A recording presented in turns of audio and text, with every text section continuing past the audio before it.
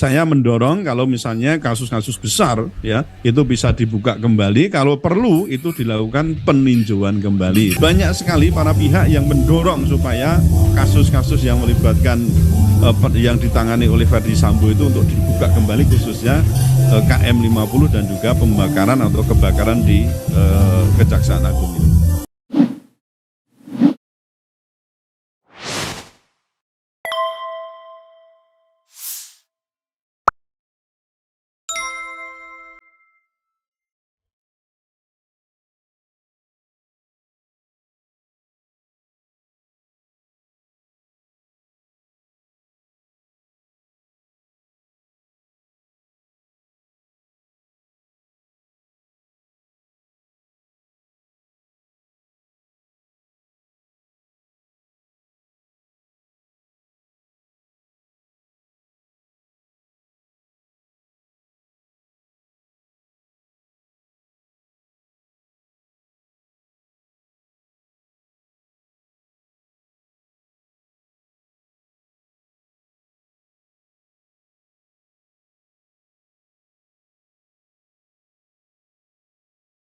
Ya, Prof. Balik lagi ke persoalan kalau reorganisasi, restrukturisasi atau apapun yang berkaitan dengan keinginan untuk menjadikan kepolisian Republik Indonesia secara kelembagaan itu baik, itu kan sebetulnya kalau dilihat dari sisi basis filosofisnya terkait dengan tupoksi yang berkaitan dengan urusan keamanan harusnya kan inherent dengan keberadaan masyarakat, berbeda dengan pertahanan. Salah satu pertanyaan kemarin yang disampaikan Pak Sulaiman misalnya, kenapa kepolisian itu dipersenjatai layaknya domain urusan pertahanan. Nah, sejauh mana Anda melihat filosofis keamanan yang harusnya integral dengan masyarakat itu dengan keberadaan tampilan kepolisian yang sekarang ini ada? Jadi tadi saya sebutkan ada 3 tugas pokok kepolisian itu. Yang pertama adalah pelayanan dan pengayoman. Jadi perlindungan ya,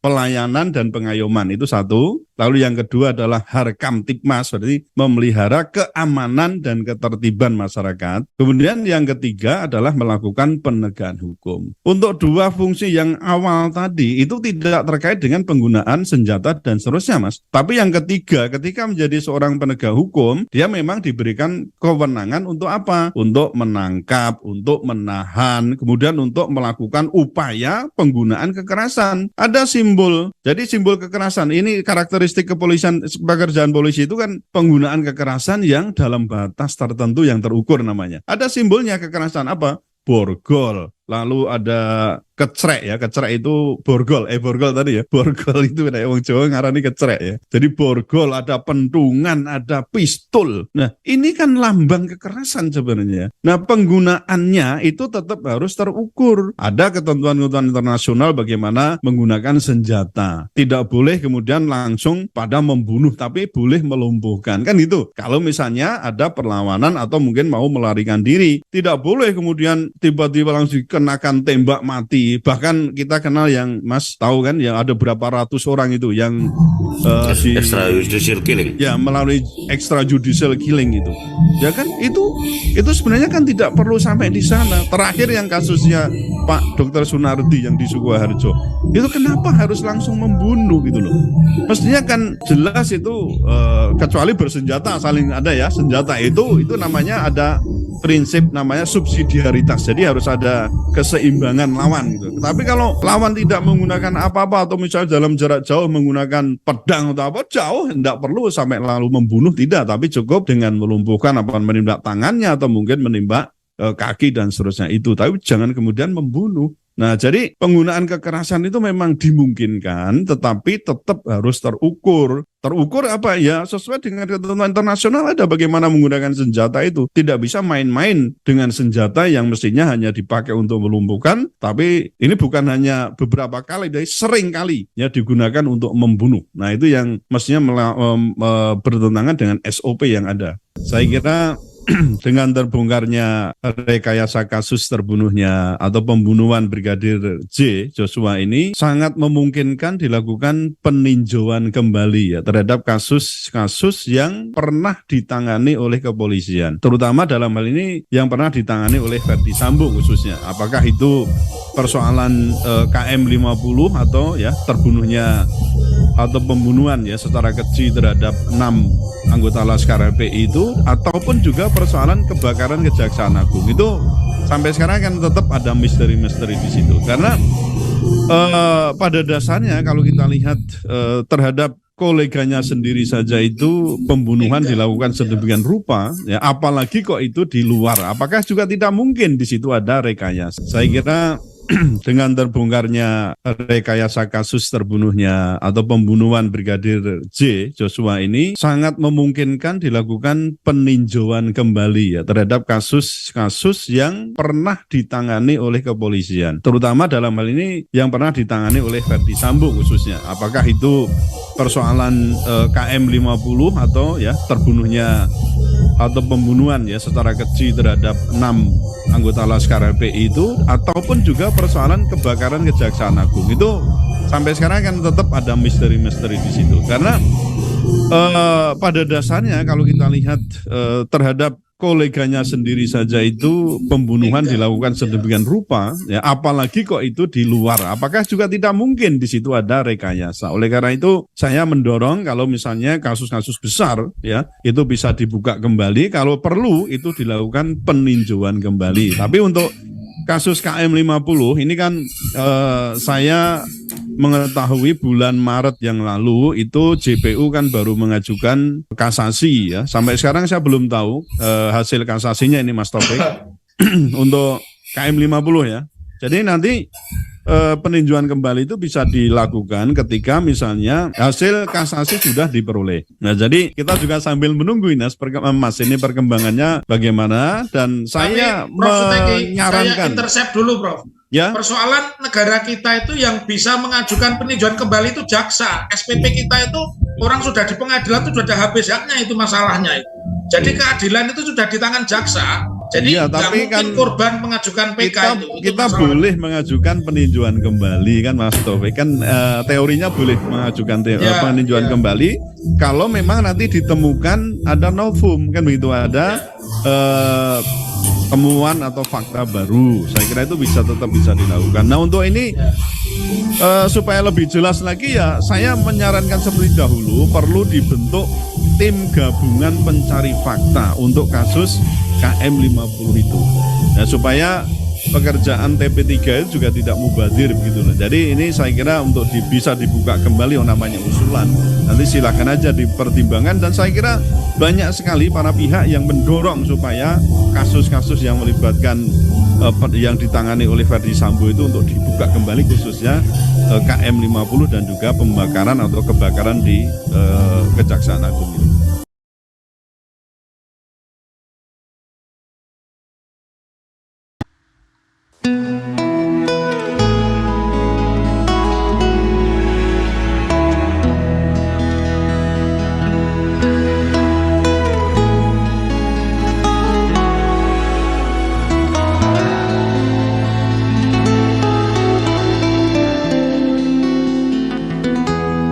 Ketika matahari hanya di atas kepala panas melelehkan, ketika keadilan akan ditegakkan di hari akhir zaman. Padang yang luas tak ada naungan, tapi engkau pemimpin adil.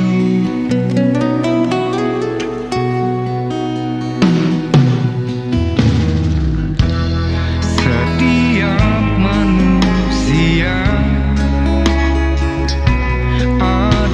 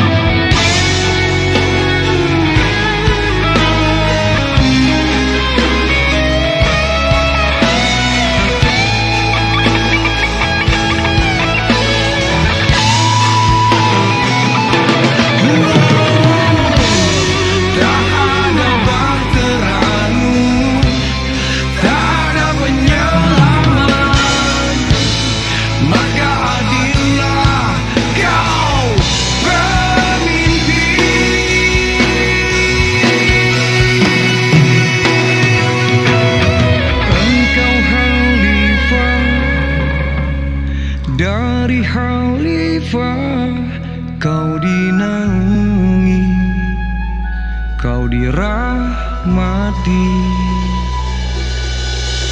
Tapi engkau khalifah, dari khalifah kau dinaungi, kau diselamatkan.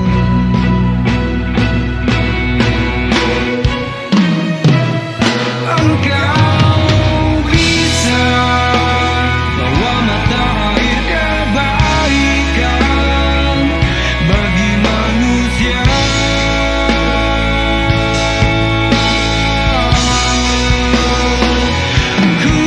Kuasamu juga bisa menenggelamkan umat manusia.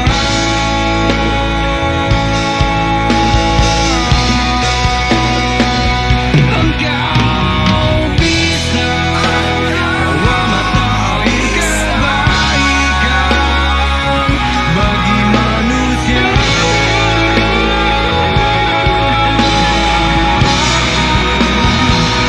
Kuasamu juga bisa menenggelamkan umat manusia.